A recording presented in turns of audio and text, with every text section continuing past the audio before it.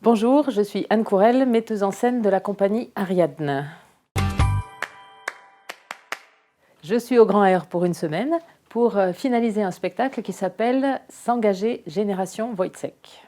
Le spectacle est né à l'occasion de la tournée d'un spectacle qui s'appelle Ces filles-là, spectacle qui a d'ailleurs été répété au Grand Air et avec des jeunes filles de La Roche, puisque dans ce spectacle, nous convions à chaque ville de tournée des jeunes filles de la ville à rejoindre des comédiennes sur le plateau.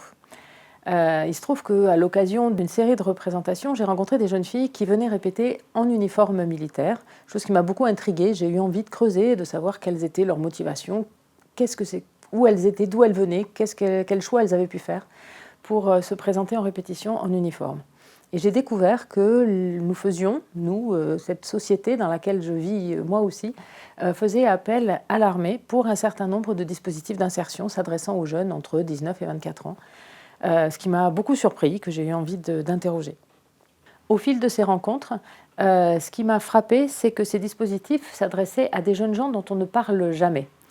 Donc j'ai eu envie de creuser cette question-là, j'ai eu envie de leur parler, de les entendre, de leur parler.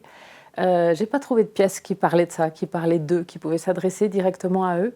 Et c'est là que mon envie est née de passer une commande à une autrice, en l'occurrence à Magali Mougel, qui, avec moi, avec nous, parce que je ne l'ai pas fait toute seule, a été dans ces écoles de la deuxième chance, dans une caserne. Enfin voilà, on a été à la rencontre de ces jeunes gens. Et à partir de là, on a fait en aller-retour. Elle écrit, elle propose, on parle, on essaye, on revient, etc. Jusqu'à ce qu'elle ait carte blanche pour écrire cette pièce qui, au final, s'appelle S'engager. S'engager, c'est l'histoire d'un trio de jeunes gens. Ils sont 3, Yasmine, Garance, Kylian. Ils se connaissent depuis très très longtemps. Ils sont soudés, je pense qu'ils s'aident mutuellement à supporter une vie qui n'est pas forcément toujours très, très drôle.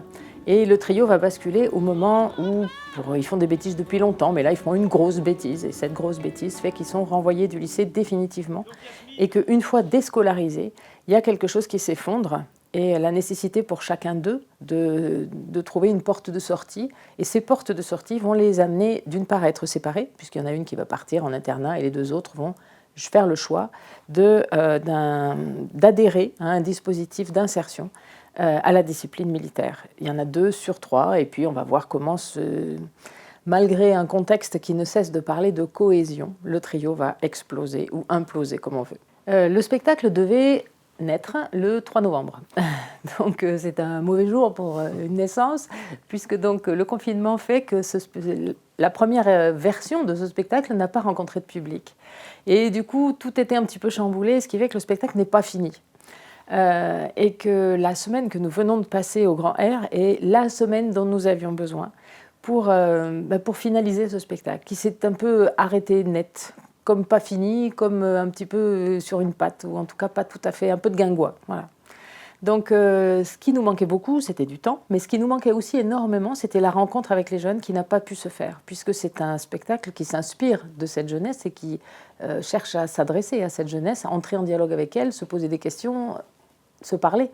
Et donc c'était absolument impossible fin octobre, début novembre.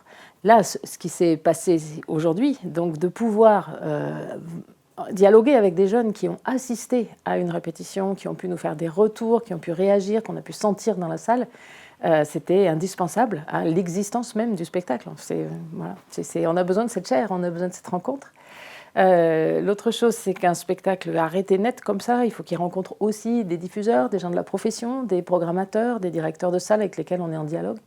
Et donc c'est la chance aussi de pouvoir présenter le travail, certes à huis clos, mais avec des professionnels qui eux aussi aident les spectacles à grandir, à tourner, à rencontrer des publics. Voilà. Donc c'est comme une semaine de chance. Ce que j'espère, c'est que ce spectacle, ou l'idée de ce spectacle, permettra de mieux connaître ou de donner une petite place à la parole de ces jeunes gens-là. Ces jeunes gens, ceux qu'on a rencontrés, ils passent sous tous les radars. On ne les entend pas, on ne les voit pas, on ne les écoute pas, on ne s'occupe pas d'eux. Donc voilà, j'espère que les gens seront touchés, comme moi, par eux, et que ça donnera envie à tout le monde de les écouter.